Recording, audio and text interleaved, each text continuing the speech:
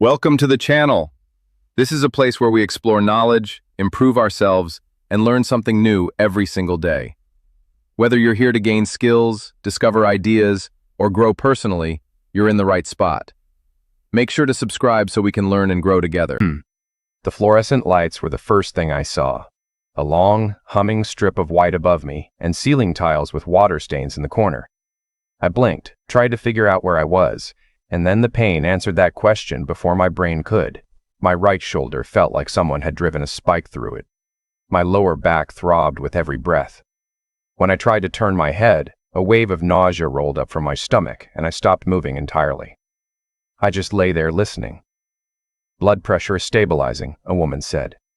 "Nearby. Behind a curtain, maybe." "He lost consciousness again around 3 this morning," said another voice. Male. "Tired. We've been waiting." "Any cranial bleeding?" The CT was clean. Significant bruising along the right scapula, possible hairline fracture to 2 ribs. The fall from the landing to the floor below is approximately 11 feet. Fall. The word landed somewhere in my chest and sat there wrong. I hadn't fallen. I closed my eyes and tried to pull the pieces together. There were voices outside the curtain now. Different voices. Lower. The flat, unhurried cadence of men who get paid to ask questions. Both of them gave us the same story, one said. He lost his footing. She reached for him but couldn't grab him in time. Witnesses. Neighbor across the hall cracked her door when she heard the noise. Says she saw a man matching the husband's description standing at the top of the stairs. She didn't see the fall but heard it. I kept my eyes shut. My heart monitor beeped a little faster and I focused on slowing my breathing, evening it out. I needed to think before anyone knew I was awake, because I remembered everything, every single detail. And what I remembered was my wife's boyfriend standing at the top of those stairs, looking down at me like he was checking to see if the job was done. Let me go back about 6 weeks. My wife's name is Diana. We met at a company event 12 years ago. I was 41, recently divorced, not looking for anything serious. She was 34, newly promoted, and had a laugh that made the whole room turn around. We dated for 8 months and then I asked her to marry me on the back porch of a cabin we'd rented in the Smoky Mountains, and she said yes before I finished the sentence. For 9 years, I thought I'd gotten a second chance story that people talk about but rarely live. I'm not a particularly romantic man. I work in supply chain logistics. I travel a fair amount, drive a sensible car, and my idea of a good Saturday involves grilling something and watching a game. Diana always said she loved that about me. That I was solid. That she always knew where she stood. I work now to understand how I missed it. Looking back, I can identify the moment the wall appeared. Last winter, around February, Diana started keeping her phone face down. She'd always been relaxed about her phone before, leaving it on the counter, letting me scroll through her photos when she wanted to show me something. Then one evening I reached across the kitchen island to hand it to her, and she grabbed it faster than was natural. She smiled immediately after, covered it with a joke about a surprise she was planning for my birthday in April. I let it go. My birthday came and went. Small dinner at our favorite Italian place. No surprise. I didn't think about the phone again until late April, when I came home a day early from a trip to Cincinnati. Supply chain conference, one of those events that runs out of useful sessions by noon on the second day. I caught an earlier flight, texted Diana from the airport, and got no response. That wasn't unusual. She worked long hours as a regional director for a property management company. What was unusual was the car in our driveway. A silver BMW 5 Series. I didn't recognize it. I pulled in next to it and sat in my car for a moment, running through explanations. Her sister drove a Lexus. Her colleague Paula had a red Camry. I didn't know whose silver BMW this was. I let myself in through the side door off the kitchen. The house was quiet in that specific way. That means someone has recently stopped making noise. I heard Diana's voice from the upstairs hallway. Low. Careful. He wasn't supposed to be back until tomorrow. Just wait. I stood at the bottom of the stairs and understood everything at once. It wasn't a violent understanding. It was more like a fog lifting to reveal something that had been there the whole time. My body went cold and very still. I walked back out to the kitchen and sat down at the table. About 4 minutes later, Diana appeared in the doorway. She was wearing clothes she hadn't been wearing that morning. Her hair was slightly damp. "You're home early," she said. "Caught a different flight." I looked at her. "Whose car is in the driveway?" She didn't flinch. That was the part I kept coming back to later. She answered without flinching. "That's Mitchell. He's our new regional VP. I was giving him a tour of the neighborhood because he's thinking about buying a house nearby. Mitchell. A name to go with the BMW." "In our house?" I asked. "He needed to use the restroom." She moved to the refrigerator, poured herself a glass of water. "I'll have him come, say hello." I watched her walk back toward the hallway, and I made a decision in that moment. I didn't say anything. I didn't accuse her or ask her to explain. I said nothing because I realized that if I confronted her right then, with no evidence, she would deny it, and I would spend the next year watching her cover her tracks better. So I shook hands with Mitchell Hale, the regional VP, who was 47 years old, 6'2", and looked at me with the exact, careful warmth of a man managing a situation. I offered him a beer. He declined. He left 10 minutes later. That evening, I called my friend Garrett, who is an attorney, and asked him to recommend a private investigator. Over the next 4 weeks, I learned more about my own marriage than I had in 9 years of living it. The investigator, a woman named Karen, provided documentation that would have taken me far longer to assemble on my own. Mitchell Hale was the regional vice president of Apex Property Management, which was indeed Diana's company. He was also married to a woman named Cheryl with 2 teenage daughters and a house in Brentwood. He and Diana had been meeting 2 to 3 times a week, sometimes at our house when I was traveling, sometimes at a hotel near the airport. I'm going to be honest about what those 4 weeks did to me. I kept going to work. I kept grilling on Saturdays. I kept sleeping in the same bed as Diana and saying good morning and asking about her day. And every single evening I sat with information that was quietly dismantling 12 years of what I thought my life was. I don't recommend it, but I needed the full picture before I moved. Garrett walked me through everything. Diana had been on my health insurance, my financial accounts were joint, and we bought the house together 7 years ago. I needed to understand exactly where I stood legally before I made any move. I started separating assets quietly. I opened a personal checking account and redirected my direct deposit. I kept paying the shared bills so nothing would look strange.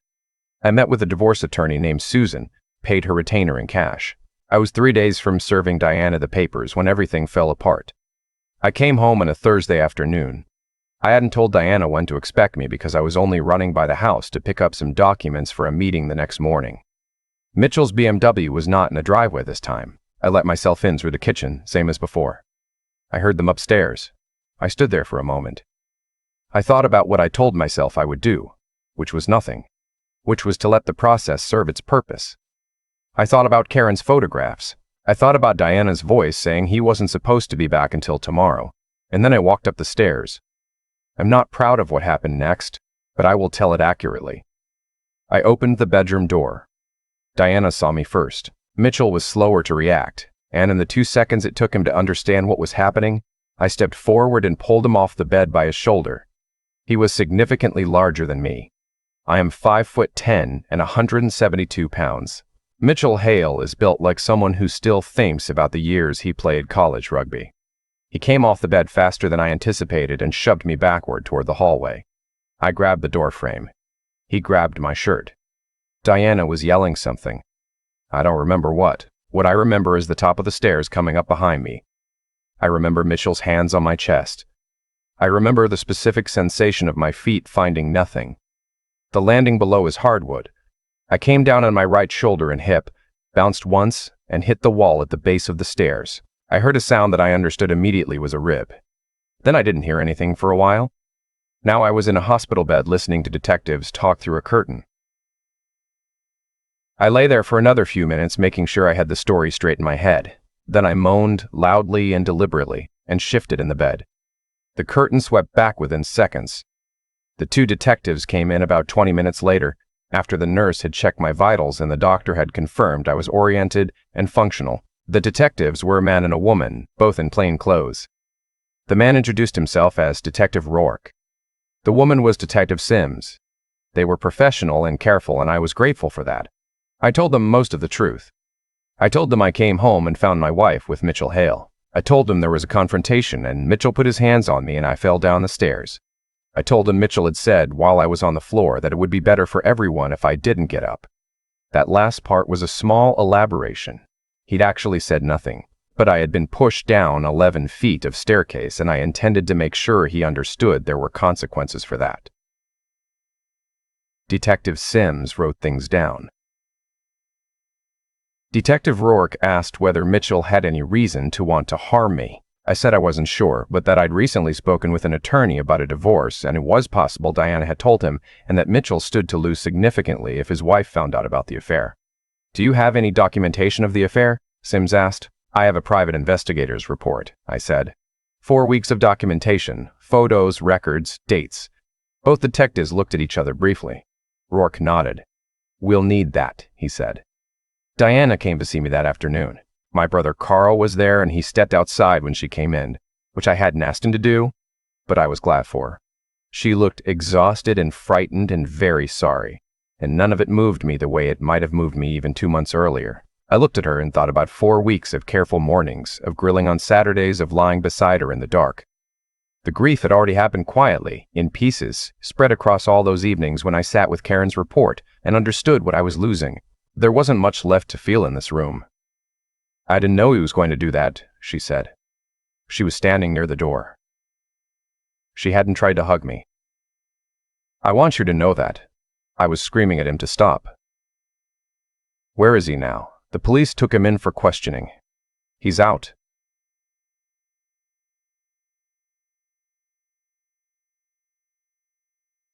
"The police took him in for questioning. He's out. He said it was an accident, that you slipped." She looked at her hands. "I told them the truth, that it wasn't an accident. That surprised me. I let it show." "Mitchell doesn't know I said that," she added quickly. "He thinks I backed his story." I looked at her for a long moment. "Why are you telling me this?" "Because you could have died." Her voice broke on the last word. "Because I watched you land on that floor and I thought you were dead, and I realized that every choice I made got you to that floor and I can't." She stopped, pressed her hand to her mouth. "I know you're going to divorce me. I'm not asking you not to. I just need you to know that I am sorry. That it was wrong and I knew it was wrong and I did it anyway. And I will have to live with what happened to you for the rest of my life." I didn't say anything for a while. "You need to talk to Garrett," I finally said. "Get your own attorney. Don't use any of the joint accounts to pay for it." She nodded. "And Diana." She looked up. "Don't contact Mitchell until the police have finished with him. Whatever he asks you to say, don't say it. You already told them the truth. Stick to it." She left without another word. I called Garrett from the hospital room and told him everything, including the part about Karen's documentation and the part about the 11-foot fall and the part where Mitchell Hale had walked out of a police station under the apparent belief that his much smaller wife's husband had simply stumbled down his own staircase. Garrett was quiet for a moment. Then he said, "I'm going to call Susan. And then I'm going to call a friend of mine who handles criminal matters. Do not talk to anyone else today." I spent 2 more days in the hospital. The rib was cracked, not broken. The shoulder was badly bruised but structurally intact. The doctors were more concerned about a concussion than anything else, and they kept waking me through the night to check my responses. Carl stayed most of both days. He brought me food from outside and didn't ask questions I didn't want to answer, which is one of the things I've always valued about him. On the second evening, he said quietly, "You know, Cheryl Hale called the house looking for you." I looked at him. "Mitchell's wife," he said. "She'd heard he was questioned in connection with you being in the hospital. She said she wanted to know if you were all right." "What did you tell her?" "That you were recovering and that she might want to talk to her own attorney before she called again." He paused. "Was that right?" "That was exactly right," I said. "I met with Cheryl Hale 10 days after I left the hospital. I was staying at Carl's house. My shoulder was still in a sling and I moved carefully, but I was functional. Cheryl came to Carl's house because I asked her to, and because she had called 3 more times and clearly needed to talk to someone who knew what she was dealing with. She was a composed woman, mid-40s. She sat at Carl's kitchen table with her hands folded and explained that Mitchell had told her the situation with Diana was a one-time professional misunderstanding that had been exaggerated by a jealous husband. She had not believed him. She said she had a prenuptial agreement that entitled her to 60% of marital assets in the event of proven infidelity. I told her I had 4 weeks of documentation from a licensed private investigator. I told her I had photographs, hotel records, and dates. I told her my PI had also noted in her final report that Mitchell's vehicle had been in my driveway on 6 documented occasions over 4 weeks, between the hours of 10 and 3 on days when I was confirmed to be traveling. Cheryl unfolded her hands and refolded them. "I need copies of all of that," she said. "My attorney will coordinate with yours," I said. "I want it used properly. I don't want anything challenged on a technicality." She nodded. Then she said, "He told me you attacked him, that you came at him and he defended himself." "He pushed me down 11 steps of hardwood staircase," I said. "My wife told the police it wasn't an accident." Cheryl looked at the table. "I have 2 daughters," she said. "Not to me exactly, just to the air in the room, 16 and 13. I didn't say anything. There wasn't anything useful to say. "Thank you for seeing me," she said when she stood to leave. She shook my hand, carefully, on account of the sling. At the door she turned back. "For what it's worth, I'm sorry it has happened to you. You didn't deserve it." "Neither did you," I said. Mitchell Hale was charged with aggravated assault causing bodily harm. His attorney argued the fall was accidental, the result of a volatile confrontation that got out of hand. The problem with that argument was Diana's statement to the police, which she did not retract. The problem was also Karen's documentation, which established motive clearly enough that even Mitchell's attorney had trouble with it. And the problem was the neighbor across the hall, a retired schoolteacher named Mrs. Alvarez, who told Detective Sims that she had seen Mitchell standing at the top of the stairs looking down for several seconds before he went back inside, which is not what a man does when someone has accidentally fallen in front of him. Diana was interviewed 3 times. She told the same story each time. She was not charged with anything. I've thought about that and I think it's correct.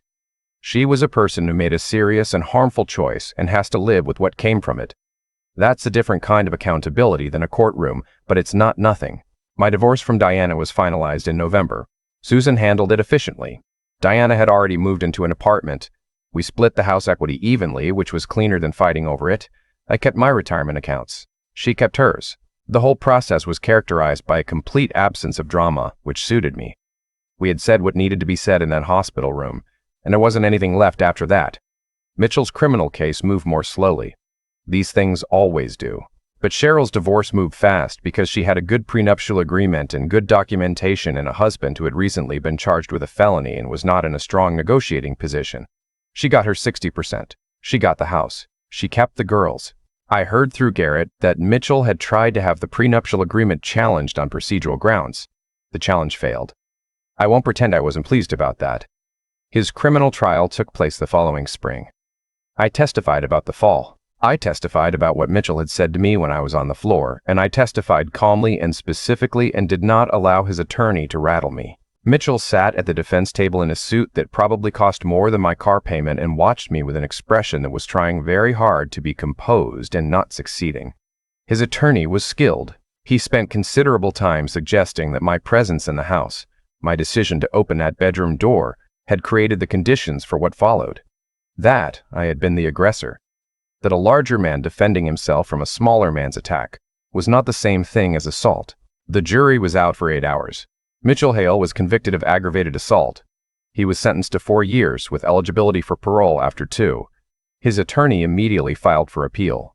I was told not to expect the appeal to succeed, and from what I understand, it hasn't. On the day of sentencing, I sat in the 3rd row of the courtroom. Cheryl was in the 1st row with her daughters. The older girl, 16, had her mother's same composed posture. The younger one held Cheryl's hand through the whole reading of the verdict. Mitchell was let out in handcuffs. He looked at Cheryl when they passed her row. She looked straight ahead. He looked at me next. I met his eyes and held them, and I didn't look away until the door closed behind him. Garrett took me to lunch after. He ordered a steak and said, "How do you feel?" I thought about it honestly. I didn't feel triumphant exactly. I felt the way you feel at the end of a very long project that required sustained effort and careful attention and finally produced the outcome you were working toward.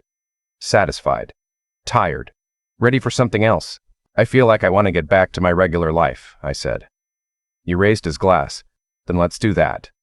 I sold the house in March and bought a smaller place about 20 minutes outside the city.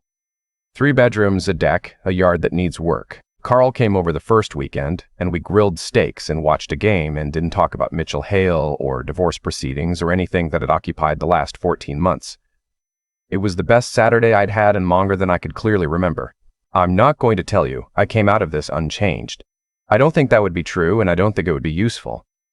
I came out of it more careful, more attentive to small things, more aware of the difference between a person who tells you who they are and a person who shows you. I came out of it with a clearer understanding of what I'm willing to tolerate and what I'm not, and a clearer understanding that setting up a quiet defense is not the same thing as giving up.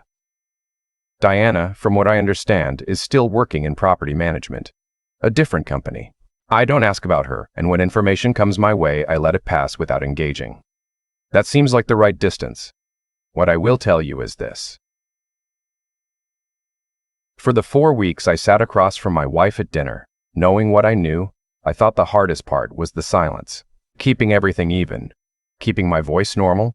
Going through the motions of a life that had already ended without being able to say so. I thought that was the cost I was paying, and I thought it was high. But the silence was also what kept me safe. The silence was what gave Karen time to build a complete record. The silence was what gave Susan time to build a complete case. The silence was what meant that when Mitchell Hale pushed me down those stairs, he walked away believing he had handled the situation, while I lay on the hardwood floor with a cracked rib and a clear head, and everything I needed was already in place. The morning I moved into the new house, I stood on the deck with a cup of coffee and watched the sun come up over the tree line. The yard was a mess. There were leaves from 2 seasons ago matted against the back fence and a section of the lower railing that needed replacing. I had a whole list. I stood there, looking at all the work there was to do, and I felt, for the first time in over a year, like I was looking at something that was simply mine. That was enough. That was more than enough. That was exactly what I needed. I've thought a lot about the moment I chose silence over confrontation. Standing in my own kitchen, knowing exactly what had happened upstairs, knowing the name of the man whose car was in my driveway, and choosing to say nothing. To shake his hand. To offer him a beer. Most people, I think, would have done the opposite.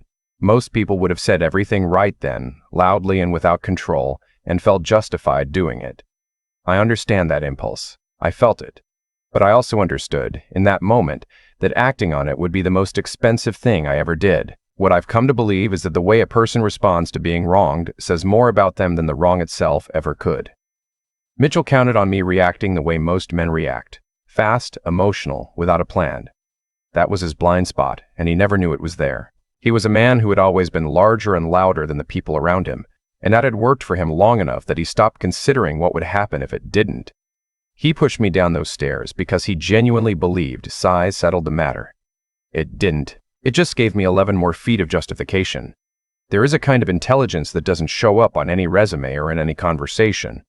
It's the intelligence of patience, of building something carefully when everything in you wants to tear something down. I am not a naturally patient man. I want to be clear about that. Those 4 weeks of sitting across from Diana at dinner, keeping my voice even, asking about her day, that was not comfortable or easy. It was a daily decision to prioritize the outcome over the feeling, and the outcome was worth it in a way that the feeling never would have been. The thing about acting with integrity, even when you've been wronged, is that it tends to compound. Every decision I made from the night I saw that BMW in my driveway was a decision I could stand behind in a courtroom, in a lawyer's office, and in front of myself at the end of the day. I didn't tap phone lines. I didn't break into accounts. I hired a licensed investigator, consulted an attorney, and built a record the right way. When Mitchell's lawyer tried to paint me as an unstable, jealous husband who had escalated a situation, there was nothing in my conduct to support that story. Nothing. The silence hadn't just protected me, it had protected the case. I also think about Diana. I am not going to pretend her choices didn't cost me something real. They did. But I've watched what the consequences of those choices cost her, and I don't feel the need to add to it. She told the truth to the police when she didn't have to. She stuck to that truth through 3 interviews. I don't know exactly what that cost her, but I know it wasn't nothing. People are complicated. The same person can wrong you badly and still, eventually, do the right thing. Holding both of those things at once is harder than hating someone cleanly, but it's more accurate, and I found accuracy to be more useful than comfort in the long run. The deck I'm standing on this morning needs a coat of stain. The fence needs work. I have a list that will keep me busy for a long time. I find that I don't mind. There is something clarifying about a problem you can solve with your own hands on your own schedule, with no one else's choices in the equation. I lost a marriage. I kept myself. That is not a small thing. That is, I think, the only thing that matters.